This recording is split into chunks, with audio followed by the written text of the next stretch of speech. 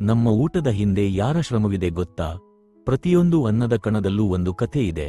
ಆ ಕಥೆ ಬರೆಯುವವನು ಒಬ್ಬ ರೈತ, ಸೂರ್ಯೋದಯಕ್ಕೂ ಮುಂಚೆ ಎದ್ದು ನಿಲ್ಲುವ ಒಬ್ಬ ಯೋಧ, ಮಣ್ಣಿನ ಜೊತೆ ಬದುಕು ಬೆರೆಸಿಕೊಂಡ ಒಬ್ಬ ಸಾಧಕ, ಬೆವರನ್ನು ನೀರಾಗಿ ಮಾಡಿ ಬೆಳೆ ಬೆಳೆಸುವ ಶಕ್ತಿ, ದೇಶದ ಹೊಟ್ಟೆ ತುಂಬಿಸುವ ಮಹಾನ್ ಕೈಗಳು. ಆದರೆ ಅವನ ಹೋರಾಟವನ್ನು ನಾವು ಎಷ್ಟು ಗಮನಿಸುತ್ತೇವೆ? ಇವತ್ತು ನಾವು ಅವನ ಬದುಕಿನ ನಿಜವಾದ ಸತ್ಯಗಳನ್ನು ನೋಡೋಣ. ಹೊಲದಲ್ಲಿ ಬೆಳೆ ಇದೆ, ಆದರೆ ಮಾರುಕಟ್ಟೆಯಲ್ಲಿ ಬೆಲೆ ಇಲ್ಲ. ಮಣ್ಣಿನಲ್ಲಿ ಅವನ ಬೆವರು ಬೀಳುತ್ತದೆ, ಆದರೆ ತೂಕದ ತಟ್ಟೆಯಲ್ಲಿ ಅದು ಕಾಣಿಸೋದಿಲ್ಲ. ಒಂದು ಬೀಜ ಬಿತ್ತುತ್ತಾನೆ, ಆದರೆ 1000 ಕನಸುಗಳನ್ನು ಹೂಡುತ್ತಾನೆ. ಮಳೆ ಬರಲಿ ಎಂದು ಆಕಾಶ ನೋಡುತ್ತಾನೆ, ಆದರೆ ಮೋಡಗಳು ಉತ್ತರ ಕೊಡುವುದಿಲ್ಲ. ಬಿಸಿಲು ಅವನನ್ನು ಸುಡುತ್ತದೆ, ಆದರೂ ಅವನು ಹೋರಾಟ ನಿಲ್ಲಿಸೋದಿಲ್ಲ. ಬೆಳೆ ಹಸಿರಾಗಿದ್ರೆ ಹೃದಯ ಹಸಿರಾಗುತ್ತದೆ, ಒಣಗಿದ್ರೆ ಮನಸ್ಸು ಒಣಗುತ್ತದೆ.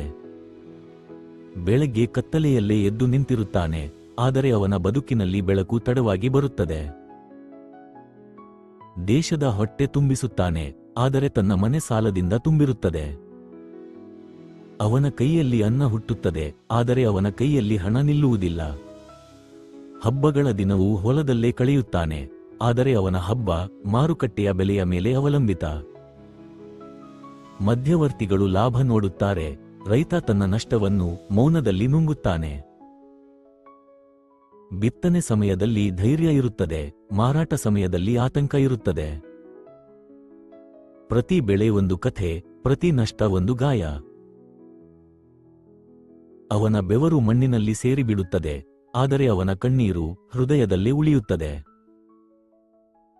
ಪ್ರಕೃತಿ ಜೊತೆ ಹೋರಾಡುತ್ತಾನೆ, ಮಾರುಕಟ್ಟೆ ಜೊತೆ ಸೋಲುತ್ತಾನೆ. ಅವನ ಕನಸು ದೊಡ್ಡದಿಲ್ಲ, ಕುಟುಂಬ ಸುಖವಾಗಿರಲಿ ಅಷ್ಟೇ. ರೈತ ಸತ್ತರೆ ಸುದ್ದಿಯಾಗುತ್ತದೆ, ಬದುಕಿದ್ದಾಗ ಯಾರೂ ಗಮನ ಕೊಡುವುದಿಲ್ಲ.